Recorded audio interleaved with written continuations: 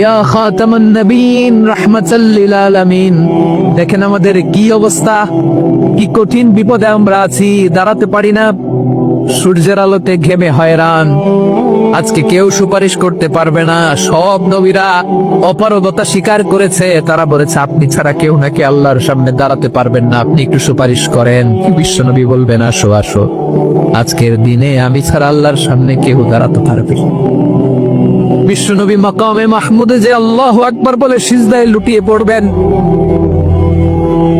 আল্লাহ রাব্বুল আলামিন বিশ্বনবীকে এমন কিছু চমৎকার শব্দ শিখাবেন, ওই শব্দগুলো দিয়ে আল্লাহর প্রশংসা করে বিশ্বনবী কাঁদতে আরম্ভ করবেন। বিশ্বনবী এমন ভাবে অজর দ্বারায় সিজদায় লুটিয়ে পড়ে কাঁদবেন, রব্বুল আলামিনের রহমতের দরিয়ায় জোশ লেগে যাবে। রব্বুল আলামিন এই দৃশ্য থেকে সহ্য করতে পারবেন না। রব্বুল আলামিন বলবেন ইয়া মুহাম্মদ ইরফা রাসাক, ও নবী আপনি মাথা তোলেন, মাথা তোলেন, আপনার কান্না আমি সহ্য করতে পারি না। নবী আপনি মাথা তোলেন, সাল তুতা, আজকে আপনি যা চাবেন তাই তো। নবী আপনি সিজদা থেকে মাথা তুলেন, সাল তুতা, যা চাবেন তাই দেব। ওয়াশফা তুশাফা, যার জন্য সুপারিশ করবেন তার সুপারিশ কবুল করে না। বিশ্বনবী এবার মাথা তুলবেন।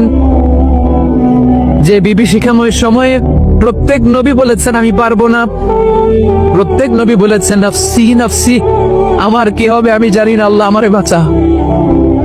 প্রতিটি নবী বলবেন নাফসি নাফসি, আল্লাহ তুমি আমারে বাঁচাও আমারে বাঁচাও। বিশ্বনবী মাথা তুলবেন, তুলে বলবেন রব্বি হাবলি উম্মতি, আল্লাহ তুমি আপনার গুনাহগার উম্মত বাঁচাও। এই দুনিয়ার বুকে রব্বুল আলামিন সব নবীকে একটা করে দাওয়া মুস্তাজাবা দিয়েছেন, মানে যে দোয়া করলে কবুল হয়ে যায় সাথে সাথেই। দাও বিহা, দুনিয়ার সব নবীরা ওই দোয়াটা দুনিয়ায় করে ফেলেছে। সব নবীকে আল্লাহ একটা করে দোয়া দিয়েছেন, নবী দোয়া করলেই কবুল। সব নবীরা ওই দোয়া করে ফেলেছে দুনিয়াতে। বিশ্বনবী বলেন আমি করি নাই। ওয়া ইন্নী আখতাবিউ দাওয়াতি শাফাআতান লি উম্মতি ইয়াউমাল কিয়ামাহ, আমার ওই স্পেশাল দোয়াটা আমি দুনিয়ার বুকে কঠিন বিপদে পড়েও কোনোদিন করি নাই। আমি আমার স্পেশাল দোয়াটা কিয়ামতের দিন আমার গুনাহগার উম্মতকে সুপারিশের জন্য রেখে দিয়েছি। আল্লাহ বলবেন নবী ইরফা রাসাক, মাথা তোলেন, আর কাটবেন না।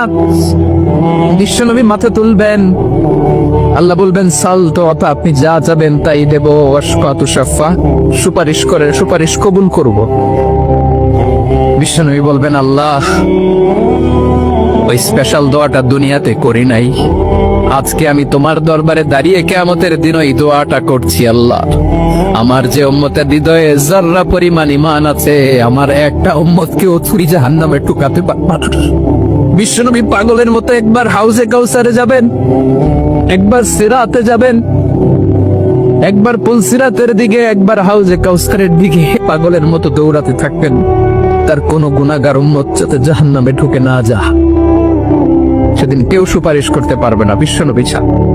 এজন্য 5 নম্বর আল্লাহ বললেন মান যাল্লাযী ইয়াশফাউ ইনদাহু ইল্লা বিইযনি, কার সাহস আছে, কার এত বড় বুকের পাটা কিয়ামতের কঠিন দিন আল্লাহর সামনে দাঁড়িয়ে সুপারিশ করবে? কারো ক্ষমতা, কারো ক্ষমতা নাই।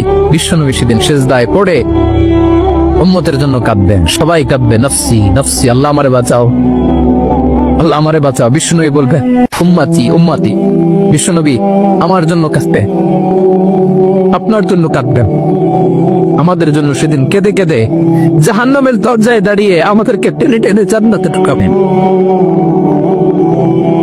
এজন্য এই বিশ্বনবীর ভালোবাসা যেন আমাদের হৃদয়ে ভরপুর থাকে। আমার ভাইয়েরা, প্রতি শুক্রবার বিশ্বনবীর উপরে বেশি বেশি যেন আমরা দুরূদ পড়ি। আমরা যখন বিশ্বনবীর সালাম দেই, দুরূদ পড়ি,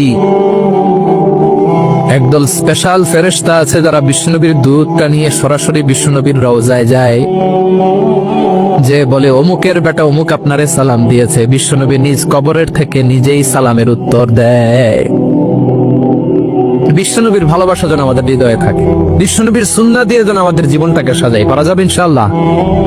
বিশ্বনবীর ভালোবাসা ছাড়া কেউ জান্নাতে ঢুকতে পারবে? বিশ্বনবীর পক্ষে আমরা বলবো। বিশ্বনবীর পক্ষে আমরা লিখব, বিশ্বনবীর জন্য আমরা আমাদের কলিজার রক্ত বিলিয়ে দিব, ঠিক কিনা বলেন? সেদিন বিশ্বনবী ছাড়া কেউ সুপারিশ করতে পারবে না। 5 নম্বর আল্লাহ বললেন, মান যাল্লাযী ইয়াশফাউ ইনদাহু ইল্লা বিইذনি, কে আছে সুপারিশ করবে আল্লাহর সামনে আর আপনি আপনার বাবার দরবারে যে সেজদা দেন? হ্যাঁ, ইব্রাহিম আলাইহিস সালাম থারথার করে কাঁপবে আর বলবে নাফসি নাফসি, আল্লাহ আমারে বাঁচাও। মুসা আলাইহিস সালাম থারথার করে কাঁপবে, আল্লাহ নাফসি নাফসি, আমারে বাঁচাও। আর আপনি পীরের দরবারে যে সেজদা দেন?